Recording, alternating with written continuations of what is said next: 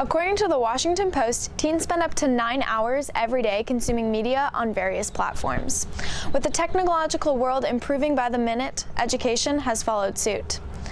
In order to combat students playing cool math games and shopping online during school hours, the Carlsbad Unified School District is trying out a new app that could not only help teachers, but could help students stay on track. Netop Vision is the #1 choice of management software, allowing teachers to see everything their students see to keep them on task. Curious about how it all works, we spoke with English teacher Miss Tapia about how she has successfully implemented the application throughout the year. It helps me to keep the students focused. It helps me to see what they're doing and not necessarily like watching what are they typing as much as are you doing what you're supposed to be doing. Netop was used a few years ago in our very own library to help keep students on task. Librarian Mrs. Asker supported using the application in order to keep students accountable and also sees it as a good tool in the classroom. Well, I think especially with the advent of Chromebooks being in every student hands next year, there needs to be some sort of views to what's on their screen so that they can be helped not to be distracted or opening tabs they shouldn't open.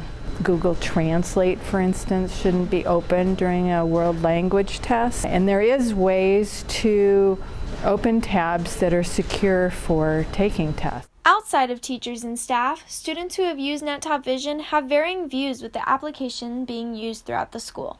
Just having the teacher watching you or being able to see your screen makes you more honest. It makes you get your work done faster. I think all classrooms should have it, yeah, because it's a pretty important tool for the teacher to use. I think teachers should put trust in their students. We're high schoolers.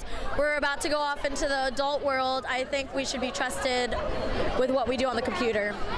Concerns about privacy and damaging the trust between teacher and student led to many questions about how this application functions.